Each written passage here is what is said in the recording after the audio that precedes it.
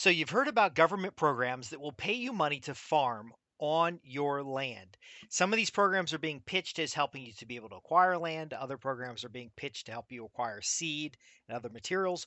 What I'm going to talk about here is typically how a small farm or a homestead might use these programs to supplement their costs in order to provide for a better plan of the farm. So I'm Justin Hitt with Prosperity Homestead. Now, the first thing you got to understand is there's a reason why I have a systematic approach, a design plan, and other like orientation running a small farm or a homestead like a business. Even running your household like a business is because not only did I grow up like that, but I've been in the professional world, and farms that operate like a business tend to function more smoothly. So, for example, if you've got a farm and you have a chicken operation, now it doesn't have to be an industrial farm, it doesn't have to be an operation like a factory, but you've got chickens. Chickens have certain needs, they have certain costs associated with them, they take up a certain amount of space, they require a certain amount of work and labor. And if you package all that up into your quote chicken operation or your chicken project, you'll be able to see from inputs to outputs what are you putting in and what are you taking out. And then this is not necessarily to justify, but it's to budget so that your household can really care for those chickens over time. And then, of course, the methodologies that you use. Are you doing a chicken tractor? Are you doing a uh, building that you're alternating between two different runs so that areas don't get too compacted? Are you doing deep mulch? There's all these different ways that you can operate the chicken project, and you want to be clear about it, because if you're doing it six different ways or you're just simply winging it, then you're going to end up with unhealthy chickens, low quality eggs, and problems. Beyond the raccoon and possum problems, you will have problems if you don't treat your farm or homestead like a business and then clearly identify the different things that you're going to do. Because what happens is a lot of small farms will start doing different projects. They'll have the chickens, they'll have the llama, they'll have five dogs, they'll have a goat program, they'll have a hog program, they'll have some horses and cows. Next thing you know, it's like a petting zoo. So we want to first understand the mindset of approaching your farm, small or large, with an organized business focused approach. The resources that you put into the farm will be significantly less than what the farm produces for your family. Now, again, this works with the farm produces all your food and meat needs, or this farm produces enough to start selling in the community. Now we're starting to talk about the income opportunity. So there's a lot of pitches going around about the income opportunity of starting your small farm or even just owning land. A lot of these are BS. But if you have the business based approach, you work with projects and different areas of operation on the farm, you design your farm so that the outputs of one area are now inputs to the other. Let's say you've got a big market garden and you're overproducing in the market garden. Your local farmers market isn't buying enough produce, and you decide to add a pig operation. So you have your market garden operation actually having a waste product, which is surplus vegetables, going into your pig operation, which is reducing the costs of feed. Do you see how that works? Now, when we have this mindset, we have this structure, we have this organization, your day to day chores will be easier. You'll have a better understanding of what's going on around your property and what needs to happen to meet the needs of different seasons.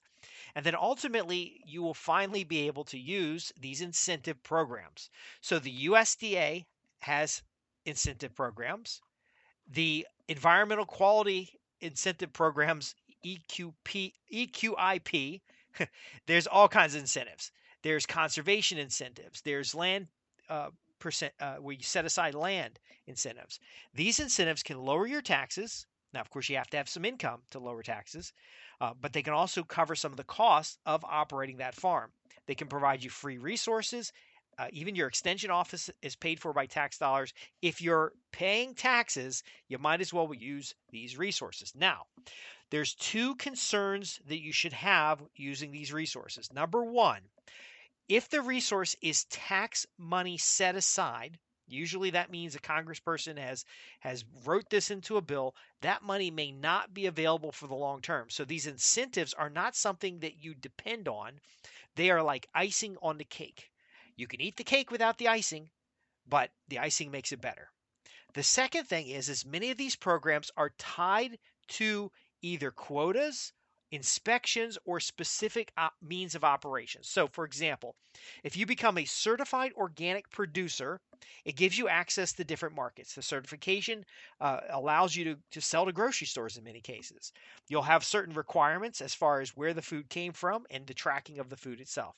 Unfortunately, a lot of these requirements move towards industrial farming, and a lot of folks here don't want to do that, and that's okay because industrial farming is running a factory. We're not talking about running a factory, we're talking about a highly efficient and effective family and community.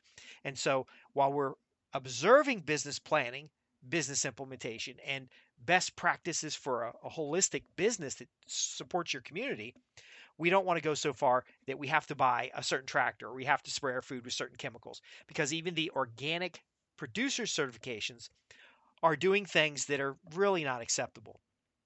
If animal care, land care, human care, the permaculture principles are there, then these incentive programs, you do have to be careful with them. However, many incentive programs can pay up to 50% or more of your cost. Now, these are cost sharing programs, very often managed at a state level. So, where do you find these programs? Well, we can talk about it another time. What's even more important is to have the foundation in place in your farm operation so that you know without the incentives that you've got a good balance of money coming in and the money going out is significantly less. Why is that the case? Well, because if you're not going to have crop insurance, if you're not going to be growing commodity crops, if you're not going to be a large industrial operation, then you're self funded. Now, there are ways, and we've talked about this in more advanced programs, of creating a community sponsored agriculture, not just the CSA where you're providing bundles of food and people are on a subscription, but actually having community investors to help you acquire land and community investors to help you retain and maintain that land. But these incentive programs can very often help. In fact, I'm looking at one right now that is a wildlife habitat development, including pollinator habitat. So, what does that mean? That means you could have bees if they're native to your region. It also covers the design, materials, equipment, installation, labor, maintenance, and management of that particular implementation. And it pays up to 50% for most qualified farms. But here's what's the qualifications. Do you see? The Farm Bill, when it hits Congress, it isn't helping farmers necessarily, but it does include earmarked programs that may be in your state that you can apply for that might, for example, allow you to plant sweet potatoes. Now, is it a hybrid GMO sweet potato or is it a sweet potato they're trialing in your area? So you have to know these things. And when I work with farmers to look at these programs and design these programs and qualify, because I have a risk management background and I'm the laws, rules, and regulations of these programs are nuanced. But when we work with these programs, what it could mean is that if you're spending $50,000 to get into a certain operation, so for example, you're going to grow native plants to seed. So you're going to take good crop acreage, good market garden acreage, and you're going to turn that into just a field of wildflowers and native grasses. And you're going to grow them to seed. You're going to get the equipment to harvest the seed, and you're going to get a little nursery area to produce the plants. And you're going to go out and do this, and you now have a contract with the USDA's Natural Resources Conservation Service. Then that land is not doing something else. So the mindset of the operation can help you see, should we be running chickens on this land? Well, if we're raising native plants to seed, then we can't necessarily graze the land. Now, you could graze it in the first couple of years. You could graze it partially. You could apply animal pressure for trampling because some native plants require that. Again, it really depends on your area. However, if you write up a project plan, so you find one of these incentives, you find a local grant, you find something, you write up a plan, and of course, we can help you write up these plans. We do this all the time. If you write up a plan, you can see whether or not it's going to be viable for your farm by comparing it against the other activities that your farm is already doing. So, a small homestead may have a market garden. You may have a few small livestock. You may have composting operation. You may have other things that are only differential by scale. That means if you were a big farm, you would have a composting operation because the manure has to go somewhere. Again, the outputs from the cattle operation or the outputs from your horses, where does the manure go? Well, instead of it being waste, it becomes a resource. It goes into a composting operation. And then where does the compost go? Well, it goes into your market garden.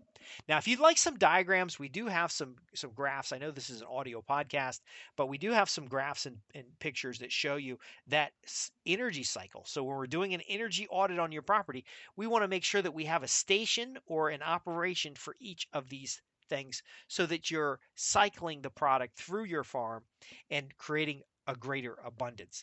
Again, before you start working with these incentives. These incentive programs very often are bureaucratic. So somebody behind a desk is going to tell you how to operate your farm. Somebody behind a desk is going to tell you what product to grow and what product not to grow. Now, sometimes that's useful. Perhaps you're in a pork co-op and you're going to raise 5 or 10 hogs and you're going to raise a heritage breed hog and you were going to raise 5 or 10 hogs anyway, but as part of the co-op, you can make better price decisions when it comes to buying feed, or price decision when it comes to selling animals, or you may be able to bring enough to a butcher to actually get their attention so that your meat can be processed for a reasonable price. That co-op is going to have certain rules, regulations, certain things that it needs. Now, the typical farm could be working with 5 or 6 different markets. Again, you could be running vegetables, you could have honey, you could have an on-farm business, which is providing an ecotourism visit. You could have an educational element. Running a small farm or homestead is a lot more complex than people make it to be, and that's why there is such a high failure rate. People come in all excited about the meditation retreat that they're going to have and the baby goats walking on people's back, and they ignore the sales, the marketing, the operations, and the other elements that are necessary. So why not approach your farm or your homestead as a business? It's a home-based business. It's going to give you the flexibility and the freedom and all the things that they talk about, except you will be putting out fewer resources than you're taking in. So you'll earn enough to keep the farm. You won't have to partner with banks. You won't have to have shady deals because, again, you'll be serving your community and ultimately building out that infrastructure. And I know I'm using these words like infrastructure and operations and stuff like that. It doesn't have to be a factory, but it does have to run smooth. There will be times when you, as the farmer, will not be able to do the chores that are necessary for the welfare of your animals. We don't want that to happen.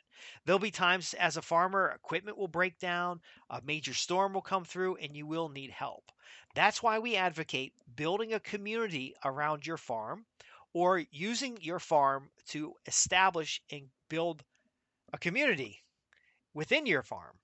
And again, that could be the help that you hire. That could be having a family involved in your farm. That could be family farming. It's a lot of different things. But again, what I want you to take away from this is yes, there are incentive programs that have billions of dollars available for small farms. In fact, they'd rather give the money to small farms because many of these programs are designed to control food agriculture. They have to go and say we're helping 10,000 small farms because if they went in and said we're helping 5 conglomerates, they're not going to get any more money. And all the overhead of these programs relies on all this new money. But what is available today in farm bills include, so this is the environmental quality and incentives program funding for 2023. It's $2.2 billion. Now, do you want some big factory farm to get that money? No. We want it to be applied in holistic ways with great animal welfare, with quality meats and vegetables, food that's raised that's worth your family eating it. And that might mean not following the USDA specification. That might mean not following what a lot of these factory farms recommend and going a different way. Now, if you're going to build that parallel economy, these funds can help you get started. They can help you maintain it. But again, we have to be aware of stateside specifications, federal regulations, and other factors. Now, you might be saying, well, Justin, I don't want to touch any of that because I'm just going to run my farm, my homestead. I'm going to be off grid. I don't need to worry about that government putting their fingers in stuff.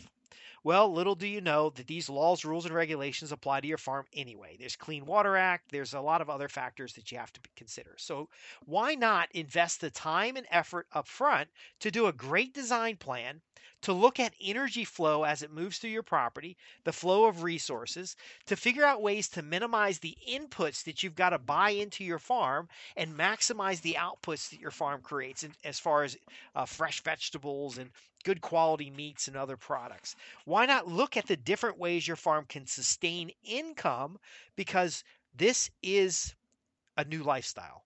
It could be an existing lifestyle for a lot of you guys struggling, but we want to have a farm that lasts for generations. I'm Justin Hitt with Prosperity Homestead, and I know we cover a lot of different things. I do have a different approach to these activities. I want you to succeed. I want to hear your success stories. But if you have any questions, visit me at www.prosperityhomestead.org. These questions that come in on the contact page over there or from newsletter subscribers are how I come up with content. In fact, this particular program was passed along to me, and it just sparked the interest to answer some of the questions that had come in about the people who want to just basically run incentives and grants. I will tell you again, the mindset matters, the approach matters, the plan matters, and then after that, yeah, it's living like the dream. It's waking up early in the morning, doing your chores, spending the middle of the day relaxing, and then going back and doing some more chores in the evening. You don't have to work in town. You don't have to struggle. You don't have to do a lot of the things that are reality for most small farms. But it takes a little planning, it takes a proper approach, and we're here to help you do that. Again, I'm Justin Hitt with Prosperity Homestead. Visit us at www.prosperityhomestead.org. Be sure to join the newsletter. And again, ask your questions. I'd love to hear from you.